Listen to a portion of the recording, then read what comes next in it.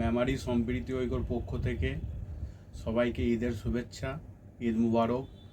এটা একটা খুশির ঈদ, সবাই খুশি করবে ঈদের দিনে, কিন্তু একটা সাবধান হতে হবে যে সেফ ড্রাইভ সেভ লাইফ মানতে হবে। কেননা আমরা ঈদের দিনকে যে যেরকম পারি সেরকম গাড়ি চালাই, রেসিং করি বা এগুলো করি, সেগুলো থেকে একটুখানি নিজেদেরকে ঠিক হতে হবে, হেলমেট পরে গাড়ি চালাতে হবে। কেননা আমরা আনন্দ করতে গিয়ে আমার বাড়িতে যেন না দুঃখই পরিণত হয়, সেটা খেয়াল করতে হবে। সারা রমজান মাসে আমরা মানুষের কাছে চেয়েছিলাম, আবদার করেছিলাম, সমস্ত মানুষ আমাদেরকে সাথ দিয়েছে, সেই জন্য আমরা ঈদের কিট দিতে পেরেছি।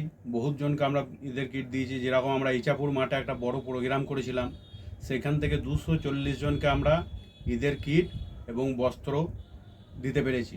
এটা খুব আনন্দের বিষয় যে আমরা এত বড় একটা কাজ করতে পেরেছি। এটা আমাদের দ্বারাই শুধু সম্ভব হতো না, এটা আমরা মেমারি সম্প্রীতি ঐক্য এবং মিলন পরিবার দুজনে যৌথভাবে মিলে আমরা এই কাজটা করতে পেরেছি। সেই জন্য খুবই আনন্দিত। যারা মিলন পরিবার থেকে এসেছিলেন তাদের জন্য তাদেরকে অবশ্যই ধন্যবাদ জানাই। আর তারপরে আমরা রমজান মাসের যে আমরা ইফতার সামগ্রী বিভিন্ন গ্রামে দিয়েছি। আমরা 1 ব্লক, 2 ব্লক, মেমারি 1, মেমারি 2, প্রায় সমস্ত গ্রামে আমরা প্রায় 15 থেকে 17টা গ্রামে আমরা ঈদের কিট দিতে পেরেছি। প্রায় 60 জনকে আমরা রমজানের ইফতার দিতে পেরেছি, প্রায় 60 জনকে। এবং ঈদের কিট তো বিভিন্ন গ্রামে দিয়েছেও, প্রায় আমাদের 16-17টা গ্রামে মোটামুটি ঈদের কিট আমরা পৌঁছাতে পেরেছি।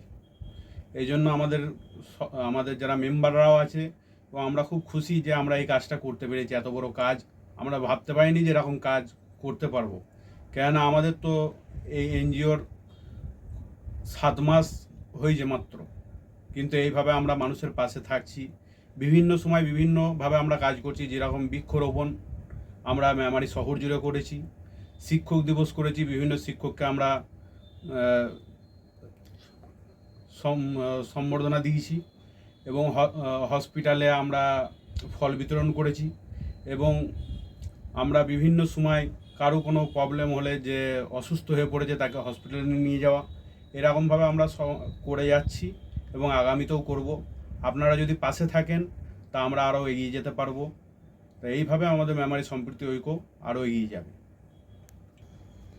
শুধু ঈদ বা রমজানের নয়, আমরা বিভিন্ন উৎসবে, বিভিন্ন ধর্মের বিভিন্ন উৎসবে আমরা সবসময় পাশে থাকব।